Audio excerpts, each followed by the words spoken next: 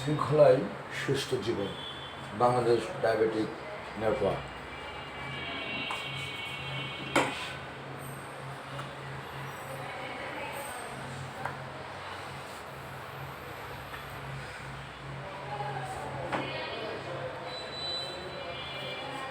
বন্ধুগণ,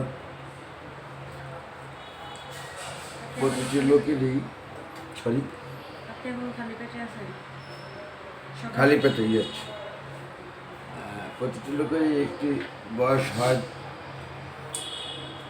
যখন যৌবনকালে বোঝে না, তখন 40 প্লাসে অর্থাৎ 50 পরে যখন 2-3 মাস পর পর চেক আপ করাটা অতীব জরুরি আমার মনে হয়েছে তা, আর সেই জন্য আমি করে থাকি এটা।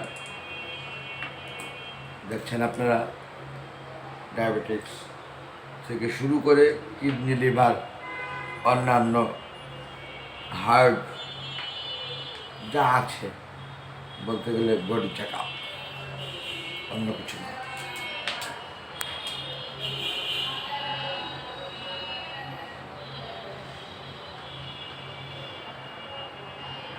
আপনারা দেখছেন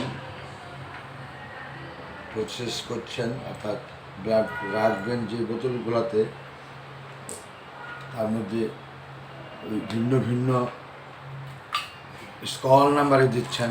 আমার ধারণা তা এখানে 2 বার এসে করতে হয় এটা, খালি পেটে একবার, এরপরে খেয়ে 2 ঘন্টা পরে আরেকবার।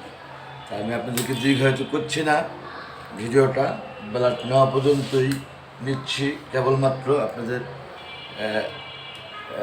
কে বলে দিলাম, পুরাটাই আপনারা নিশ্চয়ই বুঝতে সক্ষম হচ্ছেন। আমার ধারণা তা প্রত্যেকেরই জানা কম বেশি। এটা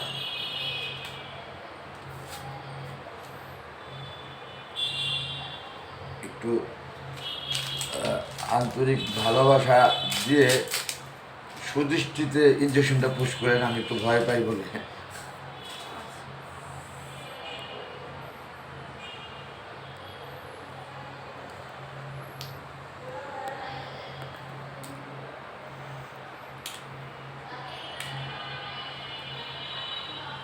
ইঞ্জেকশন পুশ করছেন, আমি দেখতে চাচ্ছি না, ক্যামেরা তাকিয়ে আছি, ঢুকে গেল কোথায় বুঝলাম তা।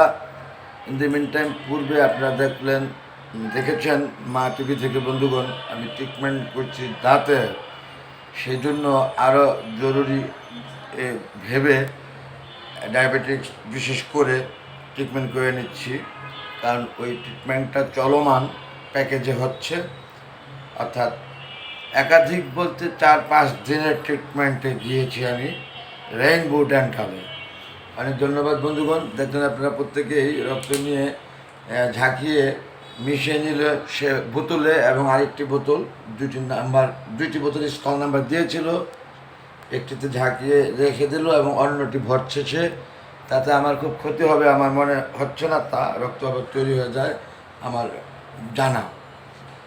Thank you very much. Oh my god, এর পূর্বে 2টি বোতলই নিতে দেখেছি, আজ আবার দেখছি 3টি বোতলই নিচ্ছে। যাই হোক, আমার ভালোর জন্যই হবে সেটা। হয়তো টেস্টটা একটু বেশি বেশি দিতে বলেছিলাম। লিভারটা হয়তো পূর্বে ছিল না, লিভারটা সহ এবার দিয়েছে।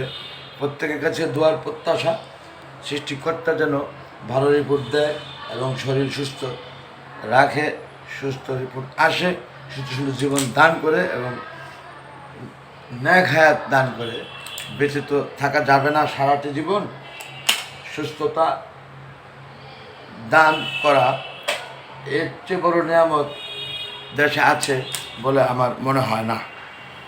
সমাজটাকে দেখতেন বলে অনেক ধন্যবাদ আপনাদেরকে বন্ধুগণ।